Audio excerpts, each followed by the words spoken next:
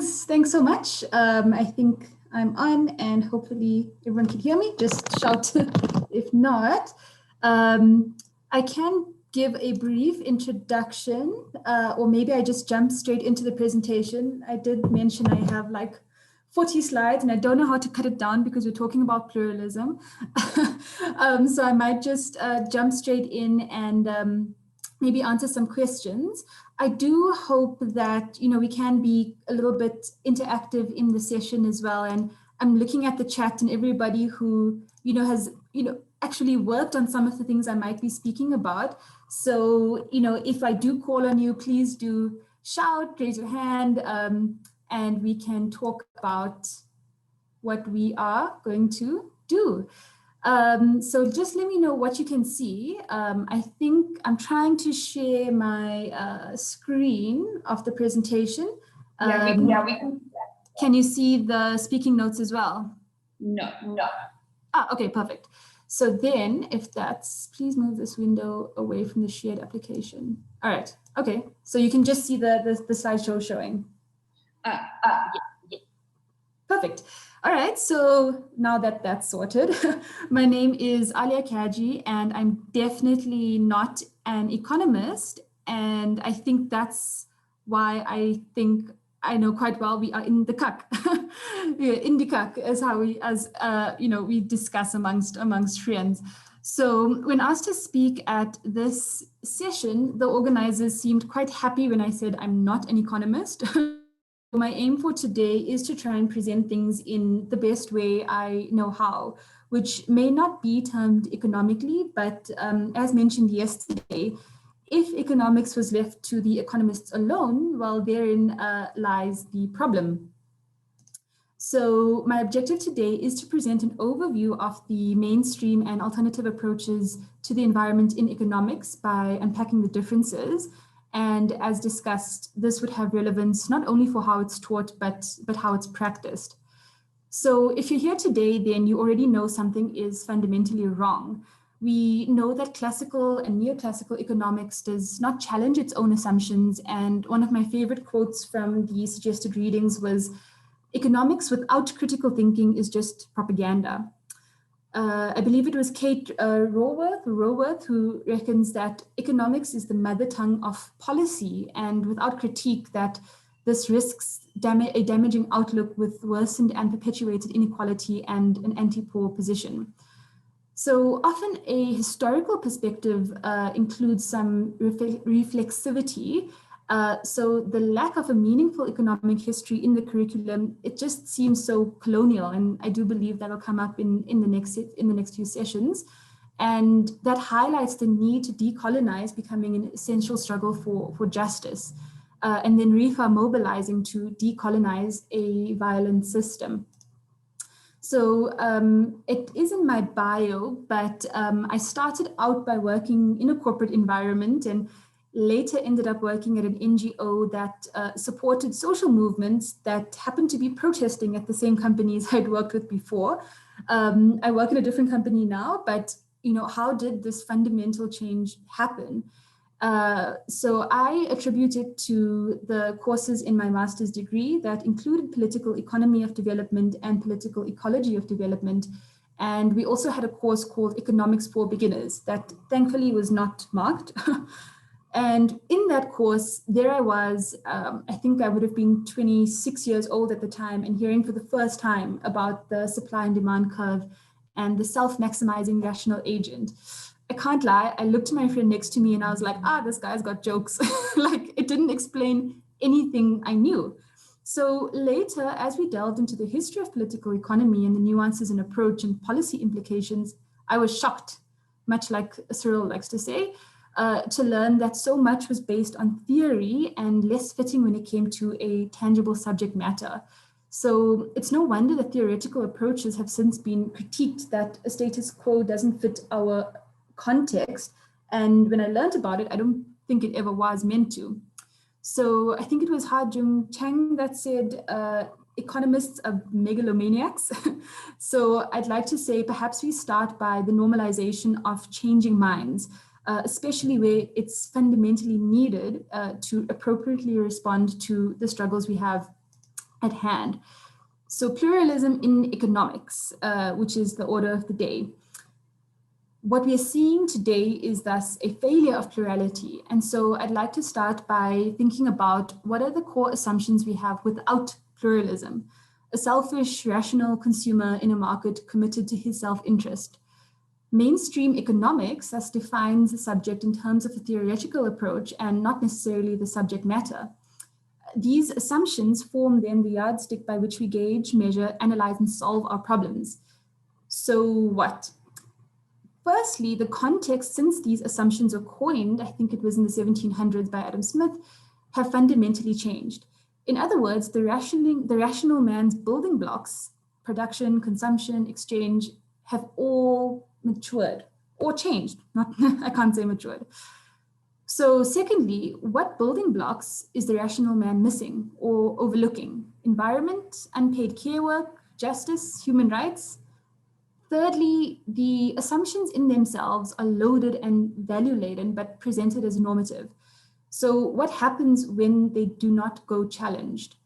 Looking at an example of mental health, being irrational can lead to a diagnosis. It can lead to medication. It can even lead to being committed away from society. With a colonial lens, you are only rational and valid if you're productive, if you're producing. Irrationality then becomes easy to dismiss if you don't fit a certain definition. I think it's important to say here that the aim of introducing plurality is not necessarily to dismiss neoclassical curriculums entirely, but about thinking critically, because pluralist solutions are much better suited for a plurality of problems. So when reframing a perspective, an important question to start with is who bears the brunt? When one thinks of economics, the so-called mother tongue of policy, one can't ignore the power dynamics that it comes with, the power to dictate the distribution of resources that literally create the haves and the have-nots. With that said, power is often inextricably linked to violence. Those without power then are subject to violence, whether structurally or very literally, the environment being no exception. So thinking back to the core assumptions and principles of neoclassical economics, what has changed since the 1700s? Was the environment missing? How did its definition in the vocabulary of mainstream economics lead to how it was valued or treated? So I'm sure you will know the term market failure, market externality. It wasn't considered. And we now face the climate crisis with unprecedented environmental degradation, even with the market acknowledging its own failure. If we do look at who or what experiences a degrading violence, the other side of the coin indicates who holds the power or who benefits from that violence. With that, we can ask, who bears the brunt of policy decisions? Who bears the brunt of falling outside the realm of rational? Similarly, who holds this power, and how and when does power shift? So when it comes to various approaches talking about the environment in economics, how do we approach the different approaches? How do we look at the different components? So this is a table from Ha-Joon Chang's book called Economics, the User's Guide, and I've just left it blank for now, so we'll discuss some of the concepts within this. But how do we use definitions and terms to actually compare and relate to the different approaches to really understand compare and understand the impacts of those different approaches? So if we look at what the economy is made up of, is it individuals, is it classes? Do we look at a historical materialism that a Marxist approach utilizes? And once laid out in this perspective, how can we see what is missing, and then how do we incorporate what is missing? So in my bio, or earlier on, I just mentioned that my main course in my master's was political ecology. So political ecology being the study of the relationships between the political, economic, and social factors with environmental issues and changes. And it fundamentally differs from an ecological perspective by politicizing these issues. With this perspective, it recognizes the autonomy of nature, and the approach begins with the inherent value of nature. Thus, it does provide a different lens to a productivist one or instrumentalist one. So when we're looking later on at political economy approaches to nature, they have traditionally ignored the environment, but when attempting to discuss it, might rely on some of the classical categories and thematics and definitions when trying to discuss it. But starting with nature, true to my discipline, I thought I wanted to look at the approaches to nature from a few different perspectives. So from an ecological perspective, you would have heard of planetary boundaries or the evidence-based estimates of how different control variables for several planetary boundaries have changed from the 1950s to the present. We actually had Earth Overshoot Day on the 22nd of August this year, the date where humanity's demand for ecological resources and services in a given year exceeds what the Earth can regenerate in that year. So considering where we are regarding climate change, according to the IPCC, we need to reach a net zero level in 3 decades to avoid catastrophic impacts. And I think there are some, as I mentioned in the group and in the participants who can definitely talk to this in a bit more detail later on. But if we then move on to a justice approach to nature, there are those who are least likely at fault to be impacted the worst. Vulnerability does exist along lines of class, gender, race, and indigeneity. As mentioned, I think Indigenous rights, and particularly with relation to the environment, will be coming up in the later sessions, so I don't want to touch too much on it now. But so to speak here, if we treat all humans equally, all humans with the same assumption, and looking at all humans being responsible for the climate crisis and thus fixing the climate crisis, that in itself is a fundamental injustice. So at a global level, at a national level, and within our countries, such as ours with the highest inequality, it's important to say that groups are not only vulnerable because of their physical environments, but also the marginalization and the exclusion from decision-making. So consider the smaller island states, the most vulnerable to sea level rise. These would also be the countries with the least economic and social negotiating power. Lately, studies have also confirmed the levels to which elite classes have contributed disproportionately to greenhouse gases. So we need a response to bridge the gap between climate injustices and social injustices, where the climate crisis fundamentally threatens human rights. And I believe there is a really good statement by the Climate Justice Coalition, and I will definitely share the links after this. But when we go back to the question of who bears the brunt, we saw the highest number of environmental defenders killed last year, and often those from Indigenous groups for challenging a neoliberal hegemony. The impacts of climate change are also said to spark a wave of climate refugees. And whilst this is likely, we must also consider how then these narratives and these stories impact the vulnerable groups. So it's shown that the number of climate refugees are in fact not triggering more climate action, but rather anti-immigration policy. So how do we take then a political perspective as well? And from a political ecology studying, we look at environmental histories, and the movements, particularly colonial, fundamentally changed the nature and dynamics of how we organize around nature and the consequences of that, from disease to, I could call it genocide, and fundamentally also changing how population dynamics have occurred since. So if we look at the consequences that the conquests that exploited nations and the pillaged areas for the development of colonial cause, if we look within the colonial cause as well, it also changed the labor dynamics. So the power and economic growth that was tied to the domination of natural resources and labor, looking back to the switch from water wheels to a coal-fired steam engine in the 19th century, saw then a pushback from labor and how the different energy sources were actually used to change the energy sources and how to subordinate unruly labor classes. Thinking back to who's rational, who's valid, who's unruly, and who deserves to benefit.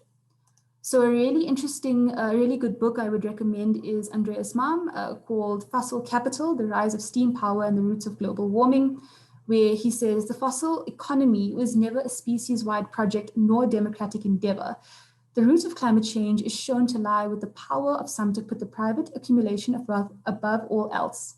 In particular, Malm argues that historical blame for climate change points at Britain.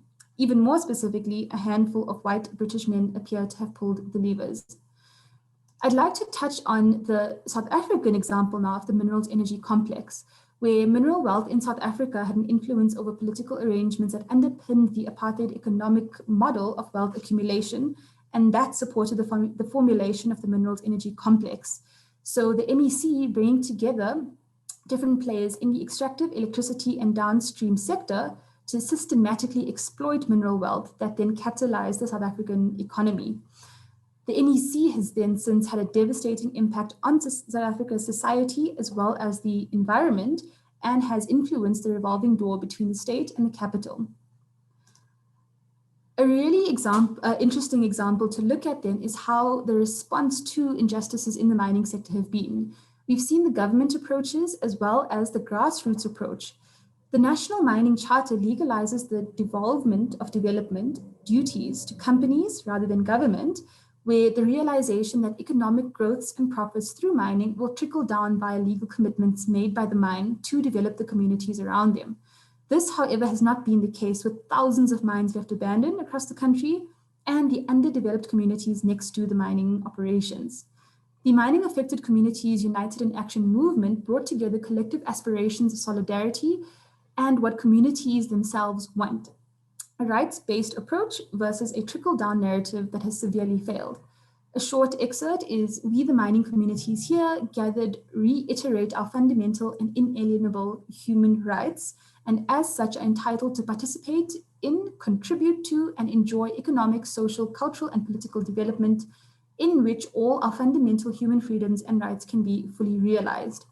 So thinking about the participation that people are looking for in their own approach to development and their decision for a self-determined path, a really good example is that of artisanal mining, where this in particular highlights the different approaches to nature in the case of artisanal mining versus large-scale mining.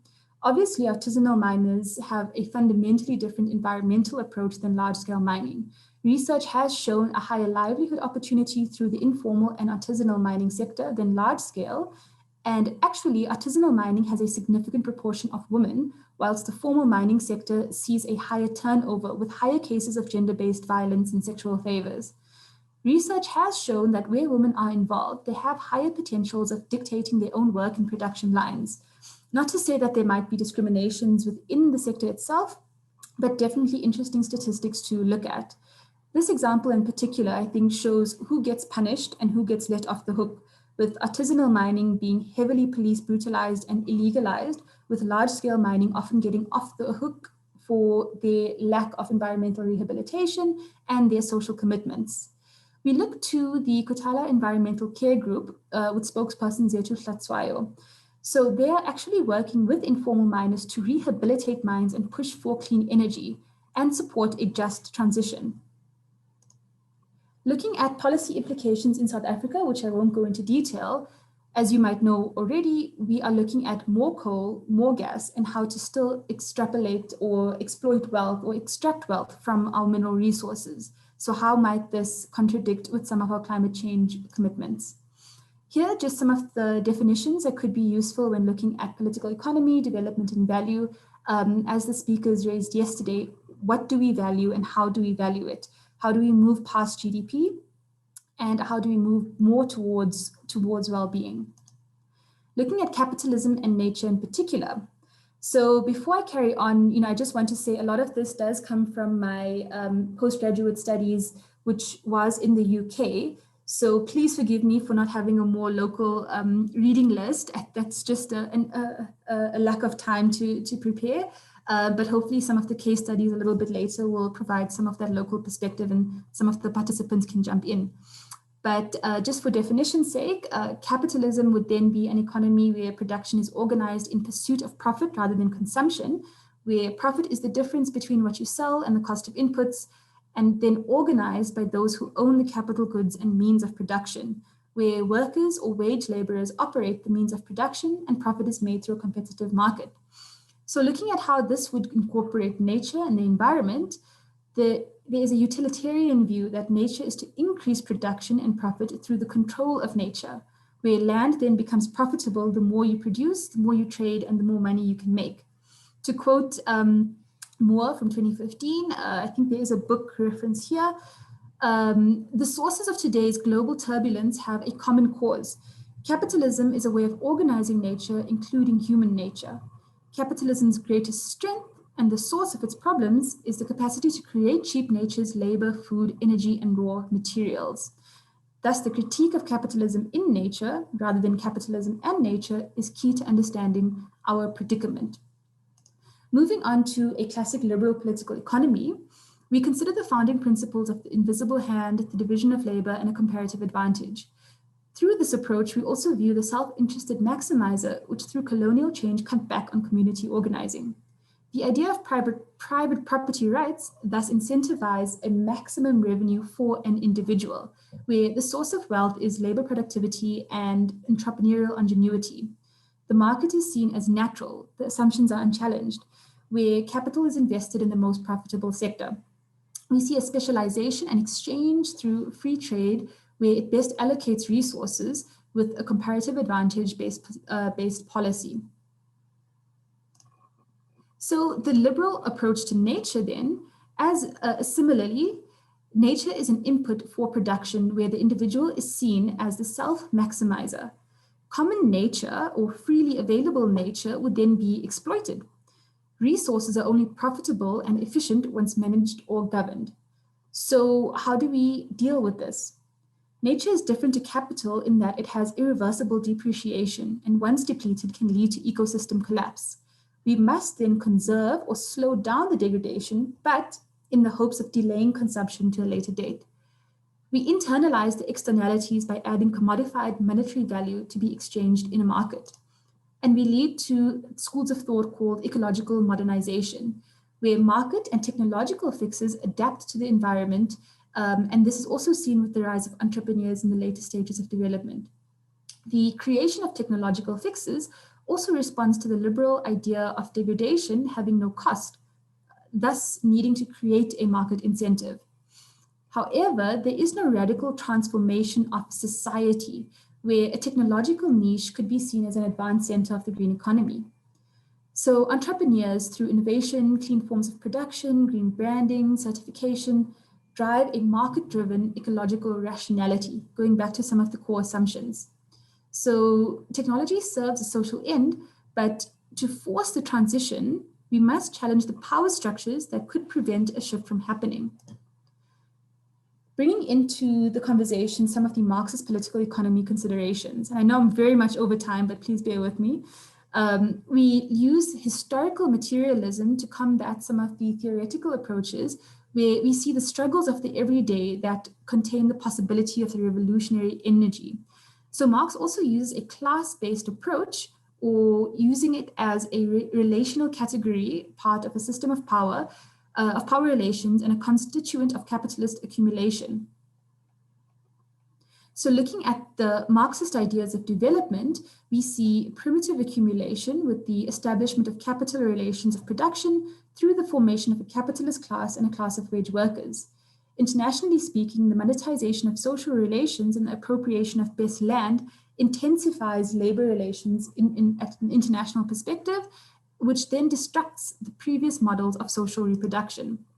I'll just skip this quote, which you can find when I share the slides later on. But looking at the Marxist approach to nature, we see a starting point of capitalism exploiting nature. So through capitalist accumulation, there is a spatial dimension where capital shapes nature according to its own needs. However, there is a crisis tendency within capitalism where the inner logic of capital is contradictory, where it erodes the basis from which it draws value. There is a tendency for overproduction in the profit drive. So overproduction, once realized, tries to resort to fixes. A temporal fix would postpone the realization of this crisis through systems of credit or debt, and we think of the growing financialization industry, or a spatial fix that moves to more profitable areas to accumulate capital and profit in different places. This also has an imperialistic tendency. Through a Marxist approach, we also look at something called the metabolic rift, where Marx theorized a rupture in the metabolic interaction between humanity and the rest of nature, and this emanates from a capitalist production and the growing division between town and country, where you might see agricultural and rural centers growing food, growing crops, and that moving to urban centers where those metabolic values don't get returned to the soil. So the concept of the metabolic rift captures the material estrangement of human beings within capitalist society from the national conditions which form the basis of their existence. Moving on to a neoliberalist political economy, a theory of political economic practices that human well-being can best be advanced by the maximization of entrepreneurial freedoms within an institutional framework characterized by private property rights. Again, the idea that we use nature because it is valuable, but we lose it because it is free. By Grandia and Ego and Brockington, neoliberal conservation discourses offer a win-win-win-win-win-win-win solution that benefit corporate investors, national economies, biodiversity, local people, Western consumers, development agencies, and the conservation organizations that receive funding from these agencies to undertake large interventions. However, the neoliberalized conservation is to save nature by applying the same market mechanisms through a capitalist economy. So neoliberalism deploys the logics and tools of the free market capitalism to protect nature, aka selling nature to save it. However, the new types of neoliberal conservation promise to infuse new types of resources into biodiversity conservation, especially in the poorer parts of the world where states lack the resources and capacity to effectively protect biodiversity around the world. So these are also new forms of primitive accumulation, where we see the advancing of a capitalist frontier incorporating people and natural resources into a market system, what is also called accumulation through dispossession. The new methods of accumulation may overcome existing problems to some extent, but they inevitably introduce new problems. So if we look at nature in a neoliberal sense versus human rights, numerous studies have shown that market-based mechanisms in response to environmental challenges are not compliant with a human rights-centered approach to achieving responses to environmental challenges. So market mechanisms in particular fail to enable the transparency, accountability, and decision-making that meaningfully includes the most vulnerable communities. A recently released report called Rogue Capitalism and the Financialization of Territories explains and tracks this phenomenon quite nicely. I have a short 1-minute video that I would like to show of an example here in South Africa.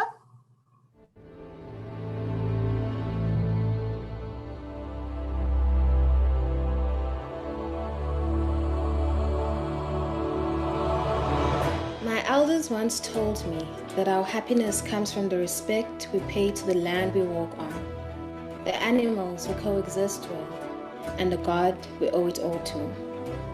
This MPA is the narrowest in South Africa. Its coral reefs are teeming with life, its indigenous forests with diverse ecosystem, and rocky shores that are captivating for scientists. But my biggest interest is to find out more about the coastal communities that live adjacent to the Hlulega MPA.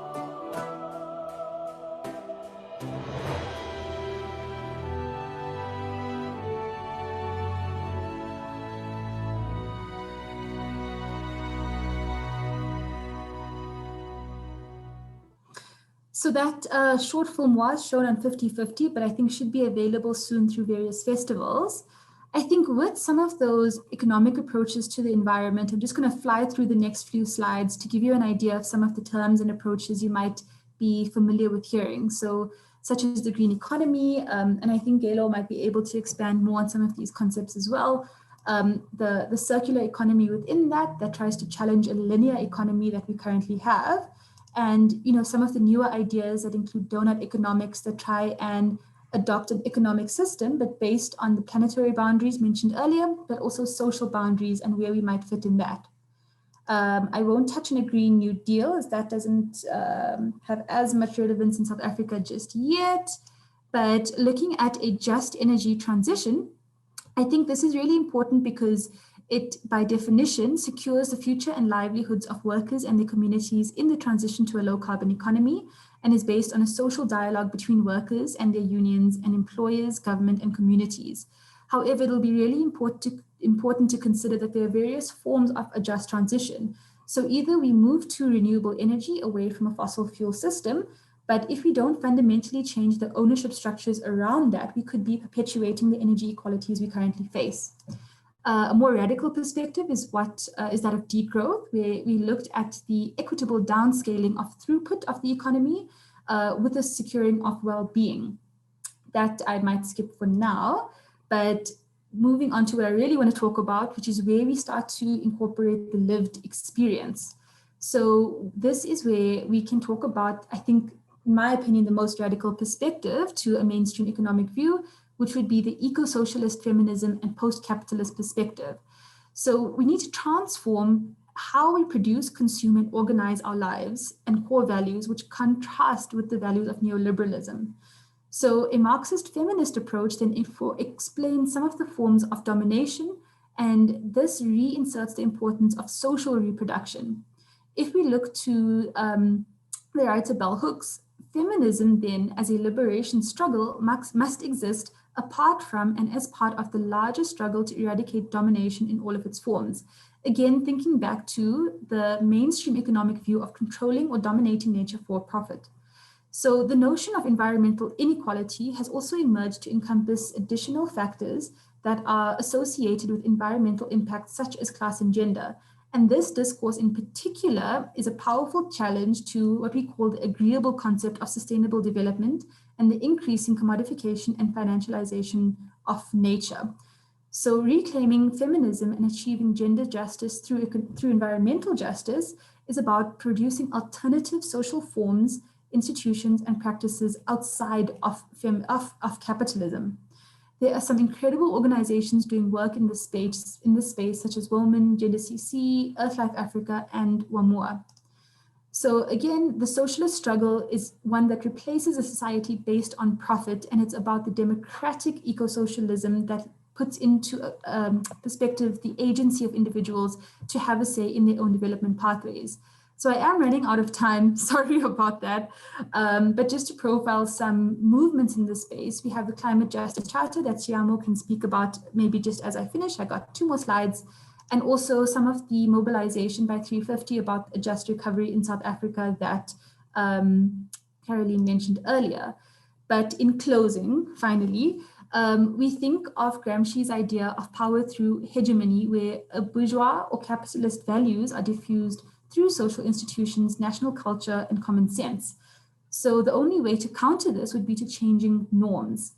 So REFA itself is built on solidarity in changing and challenging the current curriculum. Through solidarity, collective momentum guides the change in the interests of many.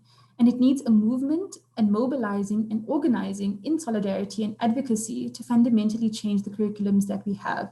So REFA being the essential social movement to challenge and the neoliberal hegemony that we find ourselves in today. And I think I'll stop there. Thanks, and sorry about that. No, thank you, Ali. That was incredible. It was amazing. It covered so much ground. I think it gives us a really great basis on which to start. So thank you. And I'm sure that there has been some chat, and I've seen a couple of questions, but I'm sure we will come back to that. It was excellent, and I think Ali will be sharing her presentation.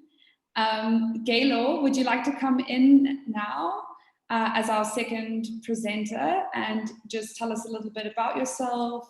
And oh, sorry, I didn't have my video on. Tell us a little bit about yourself, and then launch into your presentation, and then we will have time for Q&A still. Luckily, I built in quite a lot of time to this session. Yeah, please keep your questions coming and post them in the chat.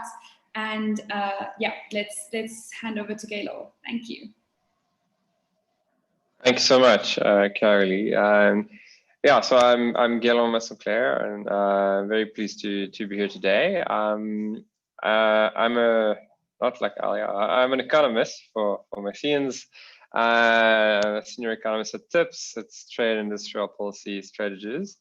We're an economic policy research institute working on economic policy developments in the country and more broadly in the region and the continent. So very much trying to apply some of this new thinking, if you wish, to actual real policy developments.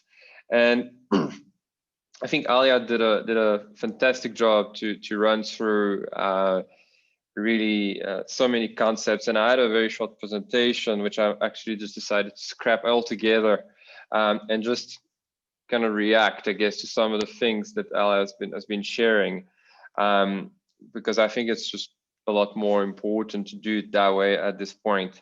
And I guess the first thing that's important, that really we need to sort of emphasize, and that came through, I think, Alia's presentation really throughout, from the beginning until the end, is why does it matter to do things differently? Okay, and I think I always go back to, where are we now? You know, the type of crisis that we are in at the moment is really important. You know, we have a crisis on the economic side, which I think is, you know, pretty obvious, in the sense that the way the economy is built in the capitalist systems is prone to multiple economic crises, without even talking about the social and environmental impact of that. Just, you know, constant economic degradation that's coming, and I think, you know, that's pretty obvious. On the social dimension, you know, we have a system that deepens inequality over time, you know, and is deeply socially unjust, and we have forever growing social injustice and crisis, in the way that, you know, it's embedded actually in the system to this day. And then increasingly, we have a wide-ranging environmental crisis. And I think everybody kind of focuses on the climate crisis because it's the most sort of topical one. But actually, the planetary boundaries that I alluded to are much broader than just climate. You know, we've got some serious challenges in terms of our land system changes, our freshwater usages, the decline of biodiversity, the release of chemicals into the environment. It's really a wide range of crises that are at play, which really, you know, if you're thinking about economics, that should just be enough for you to realize that what we've done, you know, the past is no blueprint for the future. You know, really, the amount of crisis that we're into at the moment, at a national level, at a global level, is literally unprecedented. And that's just by looking at the sort of three core dimensions of economics, you know, social, and environment. Once you start saying, well, you know, now I'm going to look at issues of the political economy and issues of power, then of course it's even clearer that we're in a system where I think, you know, as Alia mentioned, it's a very top-down, you know, vested interest control the economy, as well as, I guess, in effect, social and environmental dynamics. And not a surprise that those vested interests would try and make the status quo last as long as they can, and resist any sort of change going forward, because they stand to lose their position of power. So that's obviously not a surprise that would happen in the current system that we're into. And I think it comes with a number of issues that often we're not necessarily aware of, which we must be careful of, you know, particularly in terms of policy development. In terms of policy development, Alia kind of briefly alluded to kind of the Green New Deal, or the kind of green recovery. And there's been a lot of work done in South Africa and globally on a just, or green and just recovery for countries and like South Africa. And I think, you know, these are important momentum, but it's also very important that we don't just copy paste what's happening in other countries. And I think that there's increasing calls to just say, well, look at this Green New Deal. That's what, Europe is doing. That's great. Let's just do the same in South Africa. That doesn't apply. That just doesn't work. What's relevant for certain countries, particularly, in high income economies, it's definitely not what we need here in South Africa. And I'd be really cautioning people on some of those approaches, because there was actually, interestingly for me, some global ranking of some of the recovery packages that are emerging everywhere. And, you just Google it, and so many institutions, I don't know, sort of ranking your recovery. Is it green? But when it's coming from certain institutions, green is very reduced to just an environmental issue. And I think that's a big problem. We cannot really break down the links between economic development, social progress, and environmental sustainability. These are the three pillars that you cannot break, and they are intertwined. Thinking of achieving one without speaking about the other two is actually inconceivable in that respect. And I think we really need to pay attention to those three dimensions, which are, again, economic development, social progress, and environmental sustainability. And one of the pillars, if you forget one of the pillars, then you definitely don't have a sustainable vision going forward. Issues of power also come down to the kind of transition that we're talking about. Alia alluded to just transition. Just transition is a concept that has risen to prominence in the last couple of years in South Africa and globally, even though it's a fairly old concept that actually comes from the 1970s, where it emerged in the US in the labor movement. And what it speaks to is to the truly unjust nature of a market-driven transition. So for decades now, we have had an economy that has disregarded the environmental and social impact of the economy. Increasingly, that is slowly changing due to a number of sort of policy drivers to include the environment into the economy. And there's also obviously numerous new technological developments, that are coming into play. But what is clear is that a transition, for example, from coal to new sources, new renewable and cleaner sources of energy, left to the market, would be truly unjust and unfair. And I think that's really important to understand those dynamics. The emergence of the need for just transition is to ensure that vulnerable stakeholders, which you can summarize as low-income communities, workers, small businesses, women, the youth, the disabled, do not suffer for the transition, but actually, I would argue, are actually better off through the transition.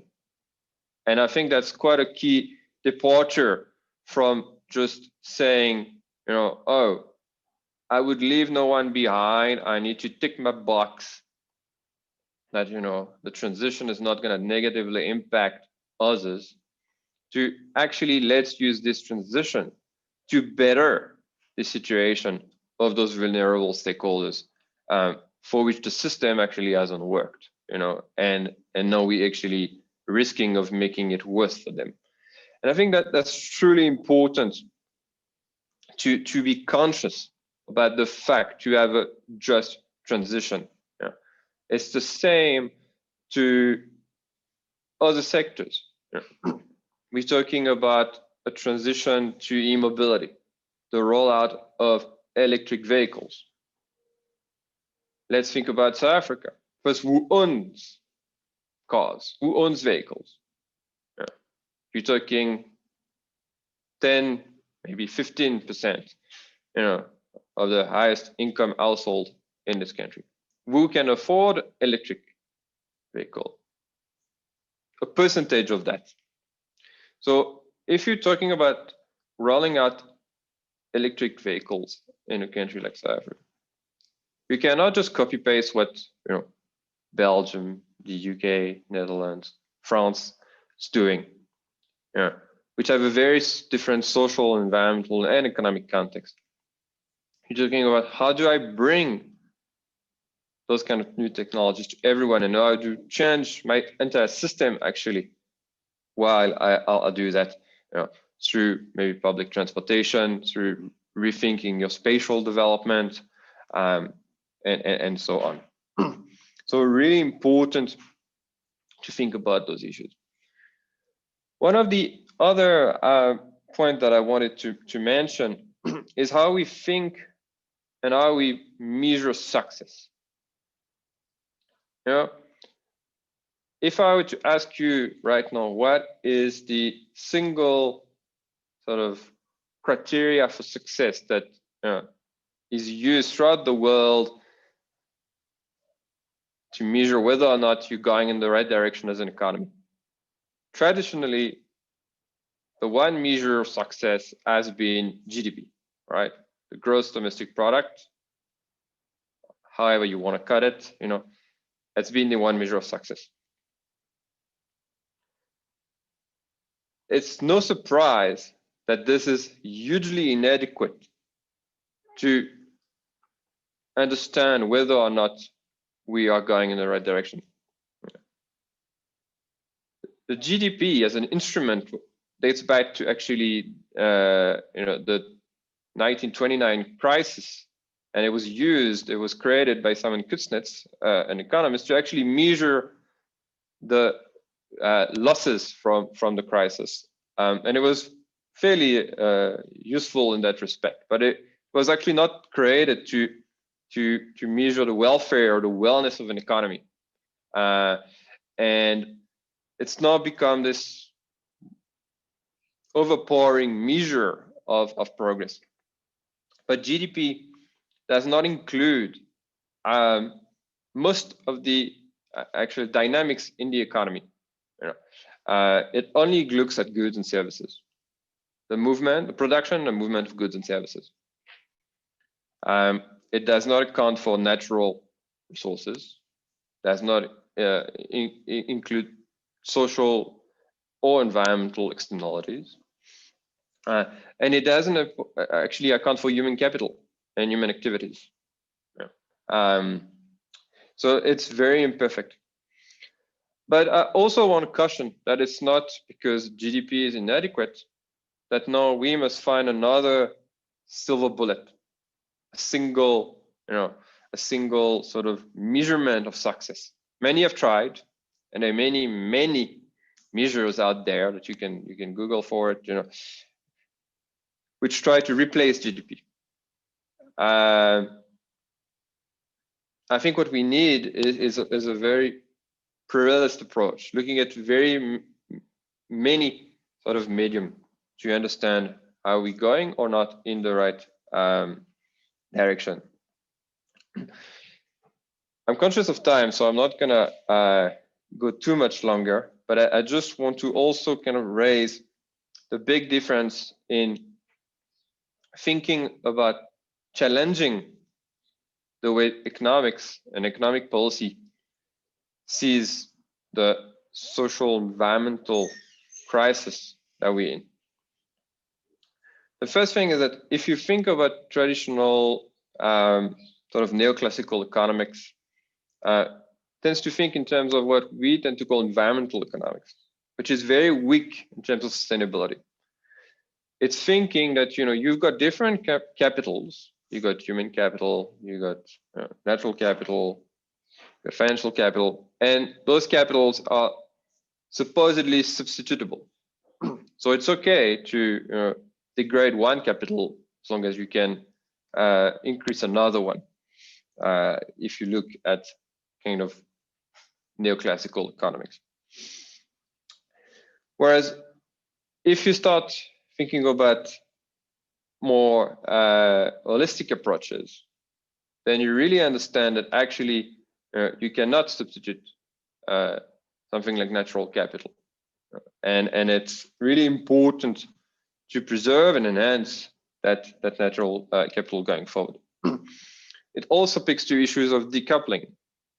You may have heard decoupling, which is, can you carry on your economic development, but without using the resources and generating the impact that you are actually generating through your economic development? And that goes through the issues of growth, like challenging the underpinning and the concept of growth itself. That's where you have, which may look like semantic, but a fundamental difference between green economy and green growth concepts. Are we pursuing growth, or are we pursuing economic development? And I think that's key kind of conceptual thinking that needs to be challenged very strongly. The last thing I'll say is to really understand the transition to what I would call an inclusive green economy as an holistic, economy-wide and society-wide transformation. Traditional economics and traditional policymaking tends to box in the environmental transition or green economy. It tends to say, oh, well, let's do a little bit of renewable energy. Let's do a little bit of, recycling, and tick. We're done. We're done. We don't need to change anything else. We've done our bit. Whereas an actual transition to, an inclusive green economy really reshuffles the card at every level of society and every level of the economy. There is only one economy. There is only one society. You cannot divide two into little boxes and saying I'm doing my little bit on the environment and that's enough. I also invite you to challenge the narrative for corporations, the famous sort of greenwashing that's coming out, because what is sustainable is certainly not business as usual. And be careful of some of the narratives that are coming out. One of the examples I tend to use often is when you got this very big paper companies in South Africa who would tell you, I've got a green range of product, and you're like, why do you have a green range of product? You're a business that's rely on the environment. Every single product you produce should be green. Planting one tree when you cut one tree is not enough to say it's going to be green. But yet, the power of marketing makes that they challenge this. And I think I want to conclude in just, in the way we make policy, thinking about the transition to a green economy, to an inclusive green economy, is very different from traditional policy making. It really focuses on the socio-environmental externalities, which are one of the many market failures that I think Alia alluded to. It's really trying to consciously say, in and of itself, the transition to another model of development will A, might not happen. B, if it happens, will not happen fast enough. It will happen in an unfair manner. And the role of policy in that respect is really to try and facilitate those dynamics and shift the lines. Because we all know that left to the market, the transition will be unfair, will be unjust, it will be insufficient, and it's not sufficient to just trade a group of capitalist profit maximizing companies which have been working, for example, in mineral extraction, with another set of profit maximizing capitalist entrepreneurs, which may have a better technology, but doesn't actually really changes the system. So I think it's just important to look at all those aspects, and how we merge the various approaches is critical. And really remind yourself, and that's my final point, that this is an economy-wide and society-wide transformation. The environment, society, economics are all linked with each other. The Sustainable Development Goals that have been adopted at a global level have many flaws, but they do one thing, is that they do depict the fact that sustainability is about everything. So really, I think it's important to keep that in mind, and I will leave it at this and look forward to the discussion. Thanks so much. Great. Thank you both so much. I think that was really, really helpful and such an excellent introduction to the stream, because I think that you've really pulled out like all of the key issues that we want to be tackling in the next sessions. We don't have a lot of time for Q&A now, but I would like people to raise their hands if they have a specific question. There have been a couple that have been noted, which I will open up to, but if anyone wants to raise their hand, we can take a couple of questions. And what I'll also make sure we do is we're going to save the chat and note these questions to make sure that we can also integrate them throughout our discussions, because we have a lot of great material ahead of us. So I think one of the questions that came up, so there were sort of two, and I'll say them and allow both the speakers to answer them. One was about how do we integrate the question of power into economics teaching and into our research. So I think that Gaylor did speak quite a bit about that, and Alia spoke about that, but there was this, a feeling that even some of the best climate justice courses, where they exist, don't always consider questions of power. And I think that that's also really interesting, because we have to also consider questions of power when we're trying to change economics, and when we're trying to change, even within the university economics curriculums, we're up against like a beast, right? And so that's also really important for us to understand these things. So that was the first. And I think the second was a very big question that comes up, which is about, can you have development without growth? So Alia did put up one of the slides. I talked about degrowth, and that's a very big paradigm like within this, which we haven't talked a lot about, but I think maybe if you could just give some initial responses to that. And obviously that's a big question. Now, if we look at an economy this year in 2020, a global economy that's had very little growth, and a South African economy that's had none, right? So can we have development without growth, and what is the relationship between that? And if we can try to just have some short, sharp answers to that. I know that's very hard with those questions, but hopefully we can sort of weave some of these conversations in throughout the stream.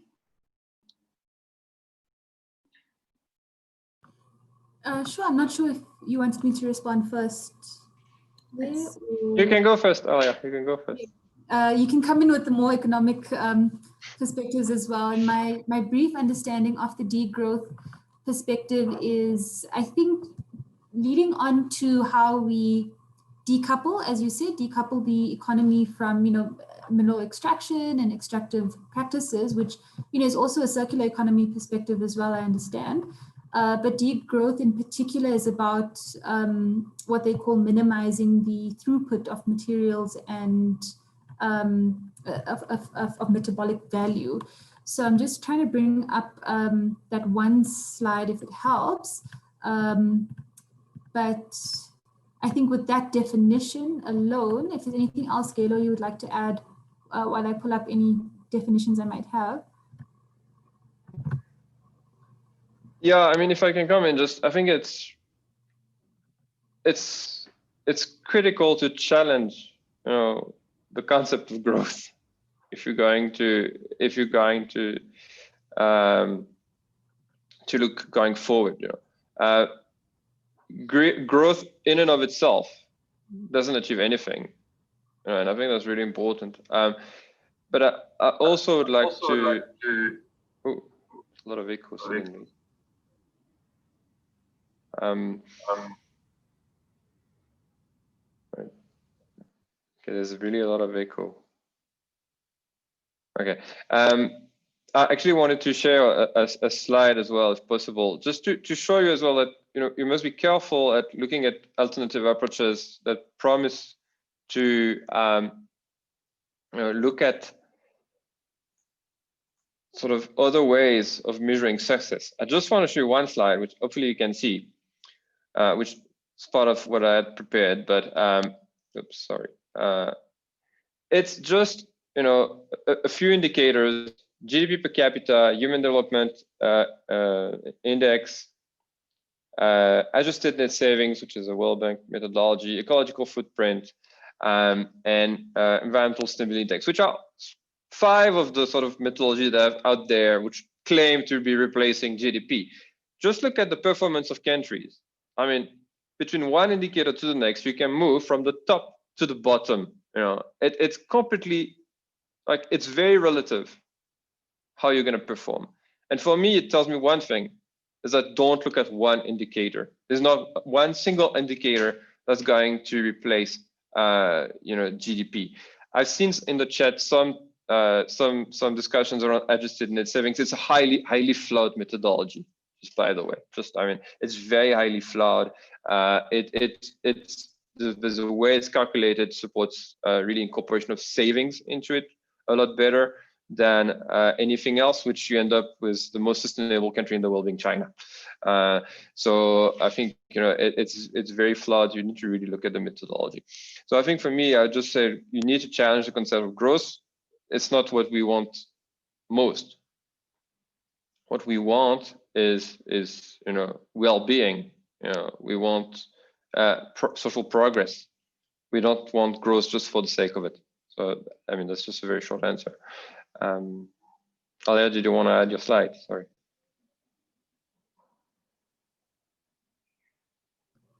No, that's fine. I think I really enjoyed the different indicators there, and I'll just reply in the chat to one of the questions. Thanks.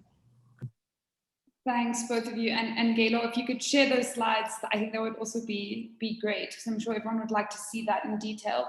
I see a hand here from Zamazimba. If you'd like to unmute yourself and ask your question or make your comment. Yeah, well, I'd like to ask a question to Galo. So he talked about development and growth. So he said that development is, better than growth, which is, fundamentally true. So my question is, how can we efficiently improve the standard of living of the Africans, given the fact that, environment plays a big role in terms of improving the standard of living of the Africans? So given the fact that we don't have, I've been taught, so I'm studying economics, right? So I've been taught that we don't have a lot of food, so hence we need commercial farming and stuff. So I would like to know, how can we improve the standard of living while at the same time making sure that there's sustainability and then the environment is, the environment is good. So how can we do that? So that's my question.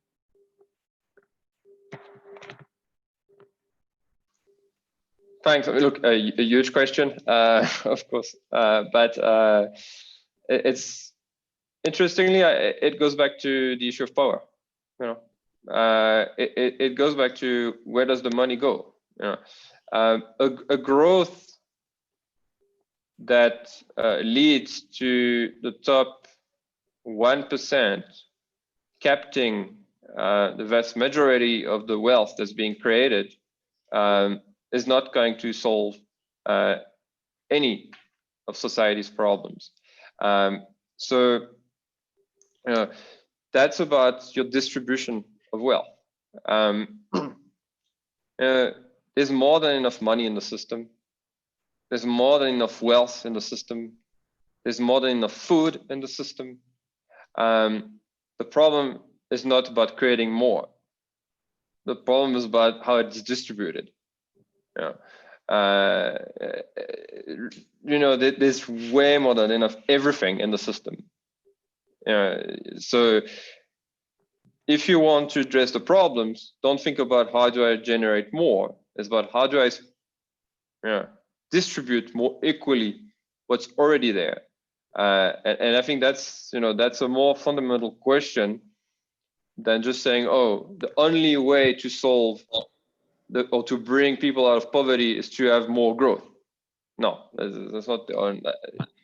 That would be a very slow way of doing that, actually. Very, very slow and cumbersome way of doing that. It will eventually probably achieve this, after thousands of years of development, but the people at the top would clearly enrich themselves even more. It's more fundamental to think about, how do I divide this? And of course, this is very incremental the way we've been doing it so far, but I think, we need to challenge this so that the redistribution goes a little faster. And that's the way I would think about it. To answer your very big question in 1 minute, really. Thank you. Well, thank you very much. So yeah, I really appreciate that. Thank you. Great, thank you. So we're already a little bit over time, so I think that we're going to have to close the session, but I think that these questions are going to be relevant throughout, right? We've got still 2 more sessions after this, and so we're all facilitators and I are noting these questions, and hopefully we can bring these all up, and hopefully also by sharing all of these resources, we can keep this conversation going. So we're going to close and come back at 2:30. I just wanted to let everyone know, so the next session is about pedagogy, right? And so about teaching, all that, and the kind of prompt that I wanted to give people is to take a moment to reflect on a positive learning experience that you have. So in the Google Doc, I've put down one of mine. So that I wrote when I was asked to do this exercise myself. So I put that down there as an example. As always, it's quite long because I talk too much. But so feel free to just write down a short thing or a longer thing, but you don't have to do it right now. You can take the kind of lunch break, coffee break now to reflect on your, on a positive learning experience that you have, and then you can just pop that into the Google Doc when we come back at 2:30. So just to reiterate, it's the same link. We'll leave this room open so you can come back in as soon as you're ready, but we will be starting at 2:30. If any of you have any problems or any things you want to ask us, feel free to stay on the call now, and myself and the facilitators will be here. Any feedback you have, we can be dynamic and try to incorporate it as much as possible. So please feel free to do that, and we will see you in an hour, and I hope that you enjoyed that opening discussion. I think it was amazing. And I'm really, really grateful to Gelo and Alia for their presentations, because I really think that they just set us on such a great footing to keep this conversation going. So thanks, guys. So yeah, you can leave, go enjoy your lunch, stretch your legs, have a break. And if you have any questions for us, please just stay on and feel free to ask.